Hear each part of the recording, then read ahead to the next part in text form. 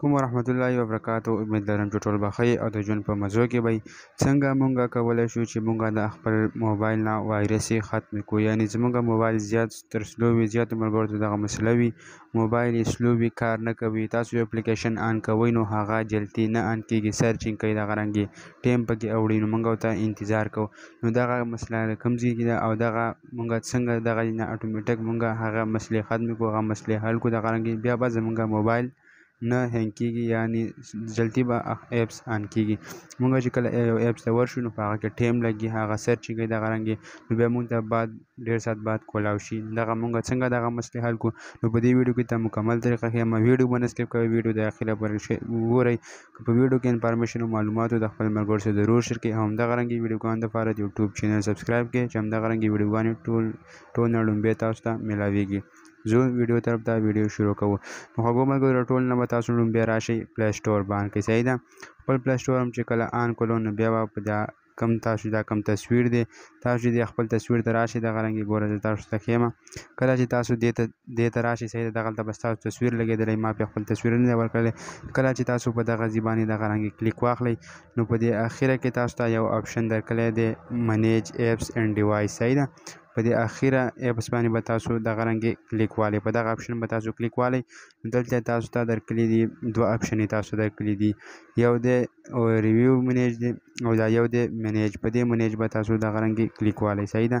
چې کله په تاسو دې باندې کلیک واخیستو نو دا وګوره دا هغه ایپس دي مونږ سره دا انسټال دي. صحیح ده. دا ټول ایپس مونږ سره انسټال دي. که تاسو راشئ دغه رنګې او تاسو په دې منیج باندې دوباره د انسټال باندې کلیک والئ، دغه رنګې په دې انسټال باندې تاسو کلیک والئ، دغه رنګې دلته به تاسو ته یو بل انټرفیس کولاو شي. دغه رنګې که موږ دلته کلیک والو دلته موږ ته یو انسټال راکړی دی او یو ناټ انسټال یې موږ ته راکړی دی. صحیح ده. نو تاسو چې کله په دې کوز باندې دغه رنګې کلیک والئ، په دې اخره کې لړ څه کوي په ده باندې تاسو کلیک والئ، نو دلته هغه ایپس دي چې دا موږ سره نه دي انسټاله، دا چې کله مونږ انسټال کړي مخکې مې انسټال کړي دي او بیرته دوباره ان انسټال هم کړي دي، نو هغه ایپس زموږ سره دلته پراته دي. صحیح ده. دا هلته تاسو ته په سکرین باندې نه شو کوي، خو دا ستاسو سره دلته پاتې شوي، دا ستاسو سره وایرسي دي، ستاسو موبایل د دې د وجې سلو کېږي. زه دا روزانه ډیلیټ کوم. تاسو خپل موبایل ته ورشئ، ویې ګورئ، ستاسو ته به ډېر دغه رنګې ایپسونه پراته وي او هغه ستاسو موبایل هینګ کوي، یعنې سستوي. او دا به مونږ څنګه ډیلیټ کوو نو دغه رنګې یو ټیک مار دغه رنګې ډکوئ، دغه رنګې ډکوئ او دلته راځئ، دغه رنګې په دې بر سر کې تاسو ته دا کوم آپشن درکړی دی، په دغه آپشن باندې کلیک کوئ، دغه رنګې په ده باندې تاسو کله کلیک کړئ نو بیا دلته راشئ په دې ریموو باندې کلیک اخلئ. صحیح ده.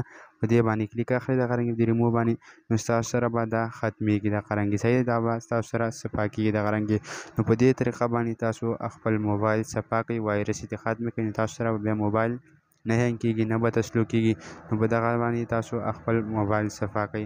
که ویډیو مو خوښه شوې د خپل ملګرو سره ضرور شیر کړئ او دغه رنګې ویډیوګانو لپاره د یوټیوب چینل ضرور سبسکرایب کړئ چې همدغه رنګې ویډیوګانې ټول نه لومړی تاسو ته میلاویږي.